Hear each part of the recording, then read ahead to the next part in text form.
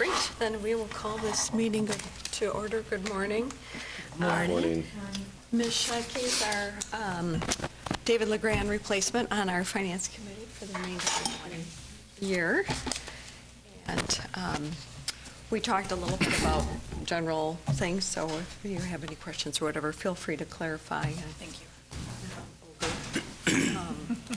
Nor is anyone on the other side. Great.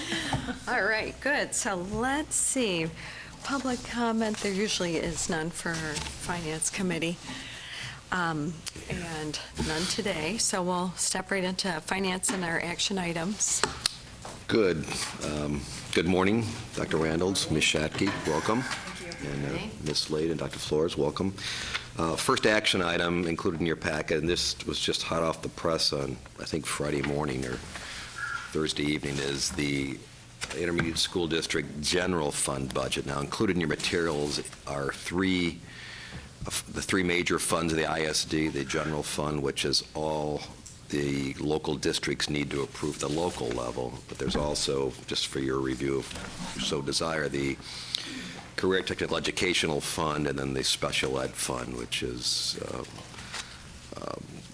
money that's passed on to local districts, as well as funding for the center programs that Grand Rapids runs. So every year, the local districts need to approve the general fund budget on an individual basis. This has to be done by 1st of June.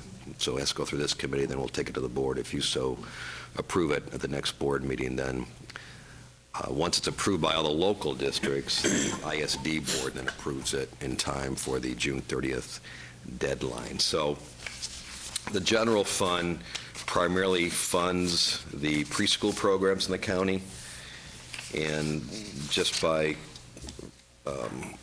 for information purposes, you know, we have a Great Start Readiness program ourselves, so we actually get those dollars directly. So the dollars that go to the ISD primarily funds preschool programs in the other districts within, as well as transportation within the ISD. Because of the size of our program, those dollars come directly to us, and therefore we don't get a whole lot from this particular general fund of the ISD. But anyways, that's the major program that goes to the general fund, both on the revenue side, funded with state grants and some property tax revenue, and then the expenditure side also goes to really primarily dollars that get funded to the individual local districts to provide that preschool program. So what we need for this committee to do is to approve that general fund budget and send it off to the board for their ultimate approval. I've looked through it. Yeah, I don't have any. I know in past years I've had some questions for Mike Haggerty, so I've looked through it on Friday and over the weekend. It looks fine with me, and you know, the good thing is property values go up in the county, which they have the last, I think it's the third year in a row now after it declines. That provides additional revenue into these programs that allows more slots. We can fund more slots on a county-wide basis. So that's the first action item there. Does anyone have any questions about that? Read a bit of information.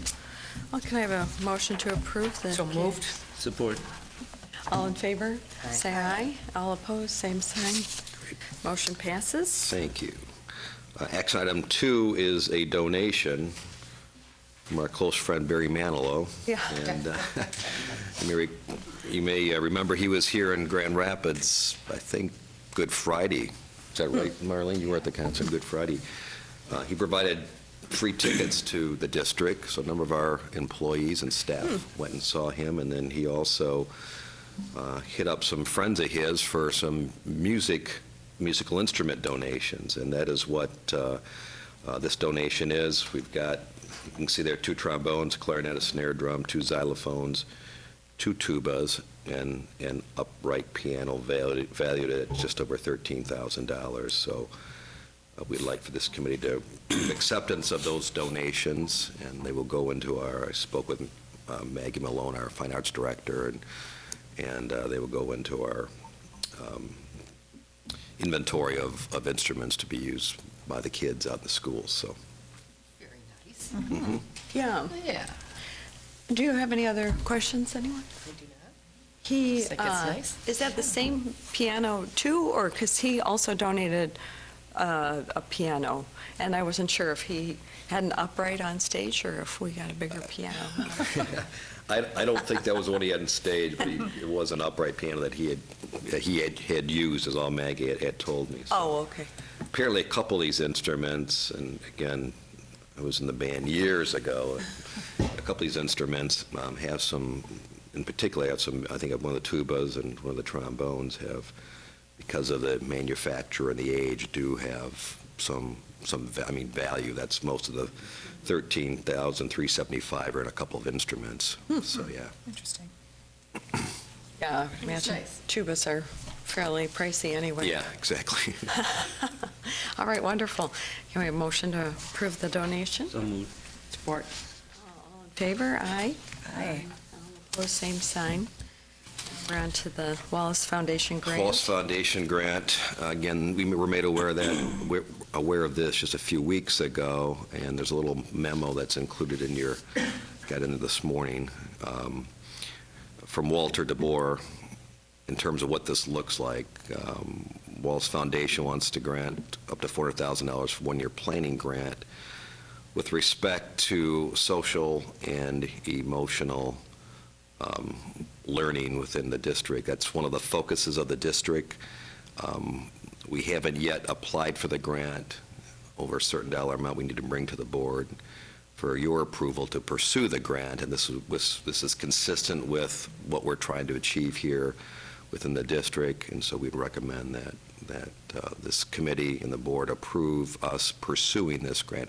It'll be in concert with City of Grand Rapids.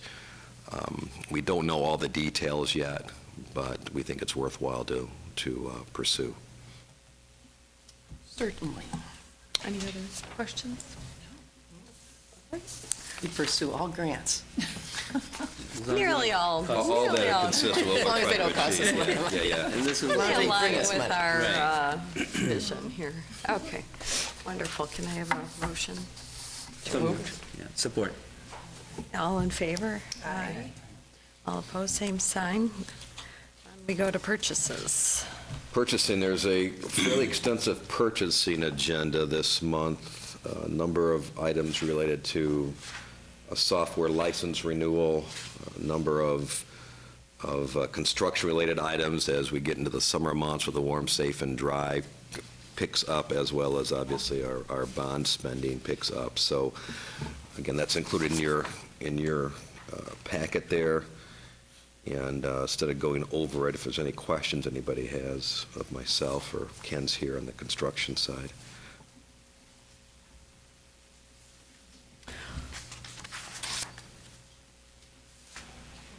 I just one point on clarity, because I had noticed this as I was going through it. Many, for the playgrounds, we are on the, so play environments and Great Lakes Recreation got many of the bids, and when you look through the packet, other people are starred in the packet. Of course, I can't find it right now, which page. But they weren't the ones that were actually chosen, and it may be a little bit distracting or confusing, but. Because each playground construction company represents different manufacturers, we had to ask them to submit what they would propose based on guidelines that we put out in the request for proposal. So they're not exactly the same. And the ones that were chosen seemed to give us the most value for the dollar. And so we didn't necessarily, on the two larger ones, the Frost and East Leonard, did not pick the low bid. We picked what gave us the most value and was most appropriate for that site, specifically the Frost site, which had an environmental type design to it, as opposed to just some others that were more generic play equipment. So it's not necessarily low bid on those two. Yeah. Just out of curiosity, what was the non-compliance issue of the swing set at Part of it is location. The standards have changed drastically on height, how bolts are actually manufactured through it, and it can be 20 feet high, and if the bolt is a certain way, it's non-compliant. But the big thing is the unit, we couldn't just move it. If we take it down, we have to replace it. And distance from fences and other things, there's clear distances around the swing set that needed to be dealt with. Thank you. Play equipment has gotten very expensive, Yeah. and the standards are very stringent. Yeah, yeah. Well, that's good. And people still manage to hurt themselves. I mean, that's just, right. Because they're kids. It's a swing set. Yeah, swing sets, the play structures, yeah. Always doing something. And then I have one last question. We have many providers for internet service, and page 1, I think, of the purchasing agenda, which is like page 32. And I've always wondered about that, and I've asked about that before. We've got, Moss Telecom, and it may be location in previous contracts or something like that, Verizon, AT&T, Comcast, and consolidating doesn't save the district any money. I'm just trying to confirm that would be something that.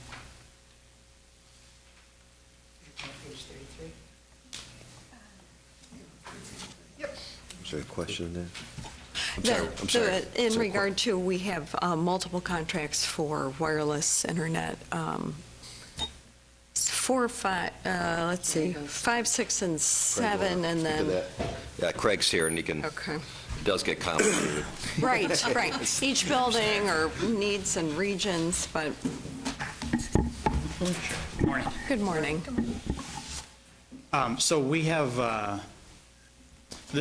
guess the answer is really twofold. One is we have, for resiliency and just distribution of internet service district-wide, selected some sites, some strategic sites throughout the district where we deliver internet service. And just based on the timing of proposals that go out to have these services put in, we've selected different vendors, as well as, again, to hopefully bolster that resiliency. So if we do AT&T at this site, we may, it may make sense to do Comcast at this site, so that if one provider has a problem, it doesn't affect us district-wide. So that's part of it. The other part is that because these services are all E-rate eligible, and of course we've applied for E-rate and been funded for it for many years now, there's some overlap in how the contracts get laid out. So as we apply for a 3-year contract for internet service, as an example, the service will go in on September of a particular year, and that's actually what's going on with a couple of things here. Service will go in by that vendor in September, and then 3 years later will expire. However, before it expires, some months before it expires, we'll have to file for a renewal, a new service. And this year it happens to be where one vendor is ending, and another vendor is going to overlap a little bit for a couple months to get their service in. So, so that makes a longer list of vendors and a longer list of sites, but in the end, it's kind of that same design of the distributed, with 3 primary locations in the district that we bring our internet service to. And then the last, the other item on here that's the Verizon Wireless one, that's broadband internet service that is for remote sites, for staff who travel and need internet service. So that's not part of the bigger picture, but is supplemental internet service. Anything else? Nope. Thank you. Corida. Thank you. All right, may I have a motion, please? So move. Support. All in favor? Aye. All opposed, same sign. Now on to reports and discussions. Yeah, the first item there is the March financial statement. The dashboard is the first information there. And I believe all of you were at the special board meeting last Monday, where we chatted about challenges for next year. And as it relates to the current year, you may recall, we know right now that revenue is going to be down about $600,000 between those two pieces from the ISD. We'll likely do a second budget amendment before the end of the year to reflect that and whatever else that we think needs to be in that final budget amendment to get it where we think the year is going to end. But as it relates to where we are through March, things are tracking as we expected. We do have May 1st a payment on actually the bonds that the 2007 issue of the bonds that we refunded with the new money last month. The last two payments, the May and November, we need to make. Then after that, the escrow fund makes those. So we'll have one of those payments to do May 1st. So end of this week, that'll go in on the bonds. But other than that, things are, as I said, tracking pretty well, and we'll come back with a budget amendment probably next month to close the year out for 15-16. And all the detail is behind that for those that so desire to see more numbers. The balance sheet is strong, liquidity is good, and so now, as we've said, our focus has been on getting the 16-17 budget on a balanced basis as best we can. So, any questions on the March financials? Can you go and talk a second, warm, safe, and dry? as we Warm, gear up? safe, and dry. The information's in your packet. I know it's quite lengthy with everything that we've done. Just a reminder of what's ongoing right now. We have the Ottawa Pool dehumidification system replacement. So the Ottawa Pool is down until August. The Franklin Campus Data Center air conditioning replacement is ongoing, and the actual units will be replaced in June, but that is really to serve our network server system and keep that in proper temperatures. We're also working on heating controls for this entire campus. We have the GRPS University parking expansion that's underway, and then in finance was Wellerwood roof replacement that will be under warm, safe, and dry. I should also talk here, just because it's not on the agenda, the two other projects that are now under bond. We have the Colville renovation to Frost High School, which we started the design work and CM fees under warm, safe, and dry, is now under bond, and that's well underway. If you go there, it's the site's a mess right now, but it's moving, and we are to be done August 1st. Give us time to move in and set up. And then the other one that we're proceeding with under bond right now is we've hired Pioneer Construction to be the CM for the demolition of the 111 College building, which is the building between Central and Fountain. The bids for that work will come to the May Finance Committee. They are planning, and the date escapes me now. I'm not sure what you call a groundbreaking for a demolition project, but John and the communications team is working on a ceremony to kick that off. Mm-hmm. Golden sledgehammer. To mourn the loss of that building. I don't think there'll be any mourning. Heritage Hill people. Heritage Hill wrote a letter of support for it I'm sure they have. to get us through the Planning Commission. And, There'll be great joy, I suspect. So. It never worked. It's never any good. Structurally, it's a pretty building. It is but not a pretty It may building. not. It was awful when it was built. It was terrible. All right. Any questions, comments about financials or warm, safe, and dry? Quite a good part of our packet there. All right, next up is policy. And our sustainability update. I'm going to ask Kristen to come up. A sustainability update is really the recycle report or the waste reduction report that we put together. This poor girl broke her toe last night. Oh, are you serious? Yeah. Doctor. Like one item. Watch her walk in between almost having a child. It was quite a struggle. Yeah. Oh, that's Things not were what just you too need. easy. Just ran up those stairs. I just needed, yeah. In the packet was a waste reduction program update, just to give some history on, specifically, we started with recycling, but we added in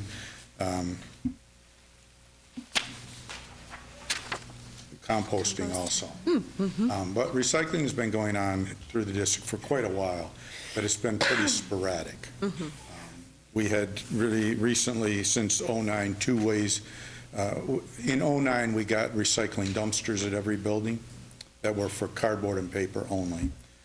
In '11, we added the 96-gallon city carts that could go to the curb, and they could take anything, including glass. In 2014, our dumpster contract changed where those could take everything except glass. So after the discussion at the February Finance Committee, we have placed a recycle bin in every classroom. That was completed last week throughout the district, along with a poster on the wall near the bin to define what can or couldn't go into it.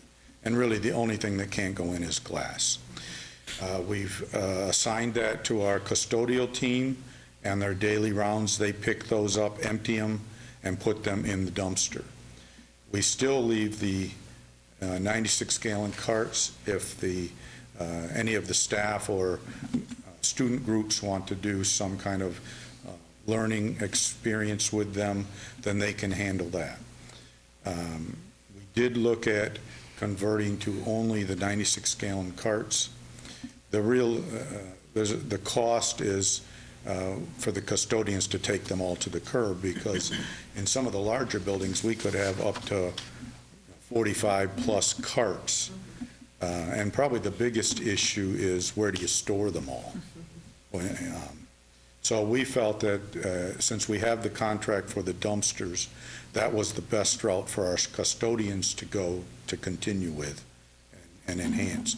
We still have to make sure that all offices, media centers, everything else has them, and we're working on that now. Make sure we get the right ones in appropriate size in larger spaces. One of our issues was we do not get data back from our waste hauler with frequency and volume or tonnage. So, and Kristen can talk a little bit to that. We have a plan in place to monitor that, to try and get a better handle. So I'll let Kristen talk a little bit about the composting, because she's put that in place, and what we're doing to follow up on our volumes of recycle. Sure. We started composting at City High in December of 2014. We started as a pilot there based on student interest and requests from administrators there wanting to start organics collection. So we set up compost hauling services because we have such a volume, we cannot do on-site composting or anything like that. So we use a contract vendor to do compost hauling, and started at City High, changing out the polystyrene bowls and trays and things like that with compostable trays, switching to compostable bags and things like that. So there's a fair bit of student education that has to go with that, and behavior change. So it's a program that's put in place, and there's a lot of education and monitoring by students about how to sort your waste that needs to happen throughout the year, just to remind folks that either may forget or may not be as invested in sorting their waste, so they need to be reminded a little bit more. That program, we've grown that program, and now we have 4 schools that are composting, all using a hauler.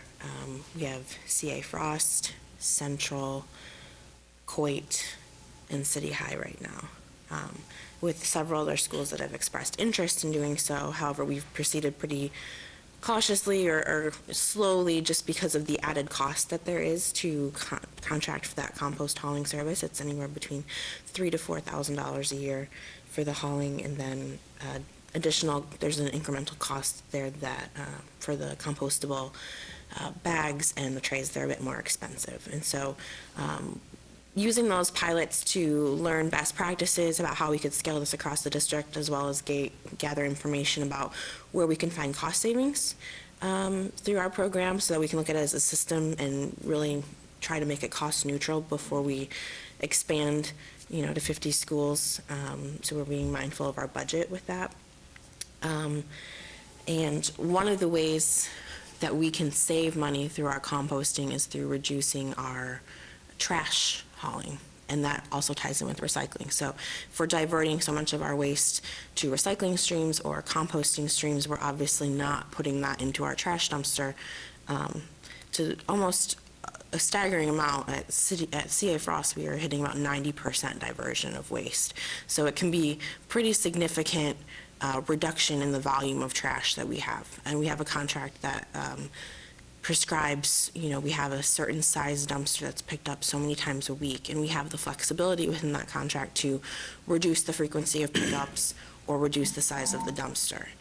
The challenge in just making those decisions very quickly or seeing those savings very quickly is gathering the data to know that, okay, we are consistently seeing the dumpster's only a quarter full when it's picked up on Wednesdays, but it's half full when it's picked up on Fridays, and not undersizing, not reacting too quickly to undersize our dumpster capacity to cause problems for our custodial staff, or if there's an event, or, trying to get a good sense of what the waste volume is at that school. So because we don't get weights or volumes, we've asked for that information from our hauler. They have not been able to provide that. That's a stumbling block for us right now. So we have partnered with Kent County, and they have very graciously offered to help provide some intern resources for us to be able to do visual waste audits. So going out and taking samples, visual inspections, and estimating how full the dumpsters are at the end of the day at our various schools, so that we can have that data to make that decision about how we reduce and where we save that money. So that is actually starting here in the next month. They're going to help us throughout the rest of this year, and then we're putting a plan in place to do that systematically throughout the next school year as well.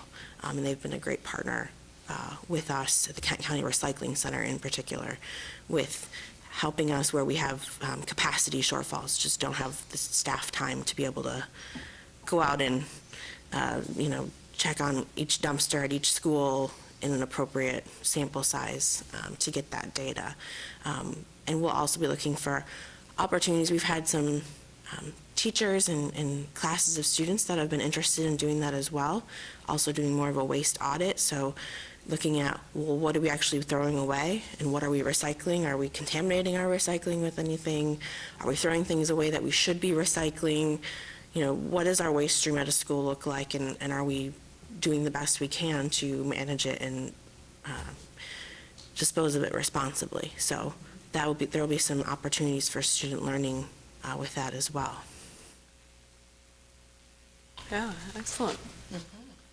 Can you describe the integrated curricula a little more, and just how you're impacting student learning? What is the plan to impact it district-wide, so that there's a change of behavior, that it's Sure. that it's prominent, that it's thorough, and that Right. we're moving society toward actually, Sure. conserving That and that recycling. specific effort, where it'll be more district-wide and looking at, grade level appropriate, science standards, and where it fits in naturally, and connecting that is actually going to start in the fall, that process. And I'll be working with Jonathan Harper to make sure that we have a good team of folks that are looking at that and making that decision, as a group. Right now, because we started the recycling initiative fairly quickly, the bins were put in place fairly quickly. We partnered with Kent County to make sure we had very clear and consistent signage that shows what can and what cannot be recycled, and where it goes, and making sure that's consistent with the message that they might see on a billboard or at home or on their recycling bin at home. It's the same, we want the same message whether they're at school or at home or downtown in a park. So making sure we have consistent branding so that there's not that confusion. We also, with Kent County, made available some opportunities for field trips to go to the recycling center, the waste to energy center for our older students, and the South Kent landfill. And they were very gracious enough to reserve blocks and blocks and blocks of field trip time specifically for our teachers, and then promote them to our teachers to connect with this new initiative that they might see popping up in their classroom and being expected to recycle. Well, let's talk about where it goes and actually go see where it goes. We also have some video resources locally that were created to show where, if you put a plastic bottle in your classroom bin, you know locally where that's going and how it's getting processed. It's not an abstract, like, hypothetical or, just basic general kind of what happens to recycling. It's a very specific to West Michigan, what happens to our recycling here. So we had that resource as well as take-home kits that teachers can check out that provide the bulk of the materials, except for a few recycling related components like paper towel tubes or things like that, that can show the value of reuse and also recycling. And they're like lesson kits. They take about an hour to go through with students, and there's, I think, 4 different kits that are available.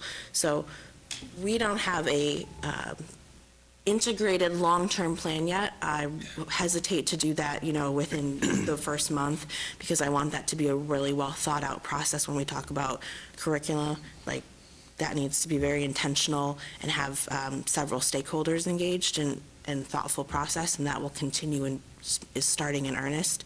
But we did gather the resources we could with community partners that had this to get it to our teachers right now, because I'm sure once they start an initiative like recycling, they're going to get questions from students, and I don't want to lose that opportunity that they have that interest and engagement to really capitalize on that. And we've had a lot of teachers. I've sent that kind of this list of resources out to our teachers that we have available for them to utilize, and we've had a very high number, I would say, taking advantage of the field trips, with even some transportation funding, assistance to help that, because that's a huge barrier. So we've had a lot of teachers really interested planning assemblies around this. We've had guest speakers coming in from Kent County and from other local partner organizations doing pretty dynamic presentations about recycling and why it matters, and things like that. So we've got some pieces connected for this spring yet, and then we're taking a longer term, more intentional approach to start through the fall. And that's really the basis of my question, and I'm glad that you ended with you're taking an intentional approach to this, because we're talking systemic change, behavioral change, and our system is very big, and to get people to change their habits, it really takes us, looking at that bigger picture and crafting a plan that impacts at every level. Right. So I look forward to seeing a plan that is thorough and comprehensive, and it says, at the end of the day, we will have some change. Mm-hmm. I agree. And we're going to be monitoring the volume of recycling that we are producing along with our Kent County team to see what our diversion rates are, where our common sources of contamination might be. So it gives us that feedback that we need to adjust our messaging, adjust how we're communicating with students and staff, where there might be shortfalls or confusion or things like that. So that's a key piece of this, is making sure we're gathering data along the way so that we can pivot and adjust course as necessary to maximize the results and make sure that everyone's getting the same message and it's clear, and the behavior change is happening. So that'll be a key part of it. I think it's, do you have a question? Yeah, back Yes, to just please. food waste and composting. Are there any schools that are targeted to join the program next? Or are you just working with this pilot program right now with the 4 schools?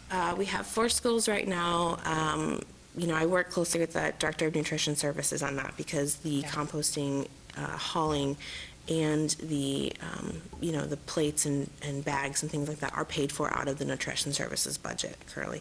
And so needing to be sensitive to that budget and what, where we have room within that budget and where we find savings within that budget. So we work closely with him. We don't have any plans to expand yet this year. Sure. But we have talked about adding another school in the fall. That might be maybe more than that, but just starting with one school in the fall. And we I keep track of who's been interested or who's expressed interest, and we have Fountain has expressed interest. And I believe we have one or two others that have expressed interest, and I keep them on the top of my list because, you know, when we have teachers and groups of passionate students, that's, Right. you know, where the energy What a is. and where predictor for the- success. Right, Yeah. exactly. We've also looked at, like I said, looking at how we make it cost neutral so we can scale this program more quickly than just adding one school per semester. I mean, we will take a very long time at that rate. So trying to figure out how we can identify some cost savings through this program is really important. Yep. As well as we've looked at, you know, grants to help with startup costs and things like that, that would soften the financial impact to the district and give us the opportunity to get over some of those initial costs of starting up. So looking at those options as well. But we don't have a plan to do a widespread, Implementation. implementation in the fall yet. Perfect. Thank you. We would expect that as the Frost Middle High School opens, since Frost is doing it, that will just continue Yes. at the second building. Yes. Great. And we've looked at, even in the design of that, when we talked about the cafeteria setup and design with that, how we're setting up that cafeteria to really facilitate waste sorting and composting. We've looked at like going to bulk milk dispensers instead of the individual Great. packaged, you know, plastic milk bottles, which are recyclable, but that's still a lot. That's a huge portion of our waste are those individually packaged. So going to bulk, like 5-gallon milk dispensers with the washable, reusable glassware, things like that. So making those tweaks whenever we have the opportunity to come in and do Yeah. that. And so that'll be Great. part of that. It's exciting stuff. Thank you. Couple last comments about it. This would be, well, two things, I think, you know, regarding financing of this project. You know, dialing in this and that the waste haulers have a number seems a little interesting that, I mean, most of the time waste haulers know what they're picking up and carrying away, so we can push back perhaps on the waste haulers to give us better data. And two, we need to understand how much our recycling is improved, and is that going to cost us more money, or is that less money as they're hauling our recycling away versus the waste? So I would like to propose that in September, October, we get more numbers in regard to all of this planning regarding education and the financial aspect of it. The other issue is food services does make money, it generates revenue for the district, and we do rely on that.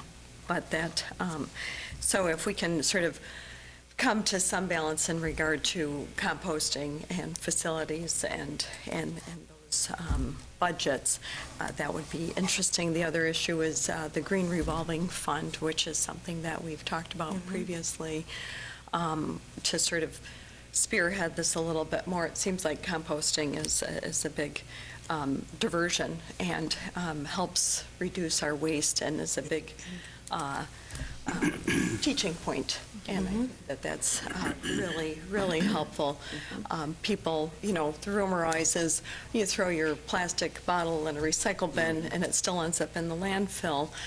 So this is really powerful that it doesn't here locally, and how compost goes and changes and can help build a community that's really powerful as well. One other piece that would be interesting to see in the audit would be how the custodial staff is changing and how are they set up now to do the recycling. Do they have two separate bins that they go around to? The big change, and this is in some of their carts that they take with them as they go into each classroom,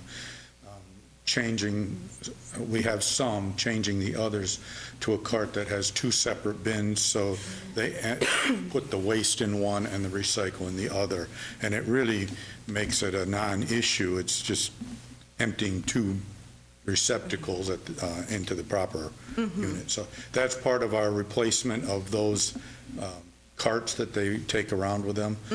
That's our only cost, and that's part of normal replacement anyway. So we don't see that as a cost issue.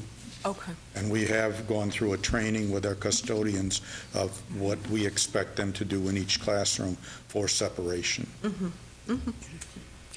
That would be nice if the interns can comment on that process too, if they can, in terms of if they can quickly look in the classroom, make sure sorting happens properly, and then how it happens in the dumpsters Yes. too, just to keep everyone in that process, Right. because you can lose your momentum in terms of even a small setting if it's like, well, I put it in the recycle bin, but it all ends up in the refuse Right. dumpster, that's Yeah. powerful. And I should clear, part of the waste kind of audits that we'll be doing in the dumpster inspections will also include some inspections of like the classroom bins before they're collected, just so we know, okay, this bin over in the media center is always contaminated. Well, let's figure out why is there lunch waste being put in here because there's not enough, trash cans right here, or things like that. So we'll be kind of looking for, areas where there's consistent contamination, or some folks are doing consistently really well, so this classroom is really recycling really well, and making sure we're recognizing that. So looking for those types of patterns and how we need to adjust too. Great. Exciting. Anything else? There was one opinion this weekend in the newspaper. Private schools were upset that they have unfunded mandates that they would like to be reimbursed for. I think we should send a bill for our unfunded mandates and see if we can get reimbursed. Something new here? Yeah. Well, while we understand and sympathize with unfunded mandates, we'd like all of ours replaced too. So I think that closes our board meeting, or our finance committee meeting. Thank you. Thank you.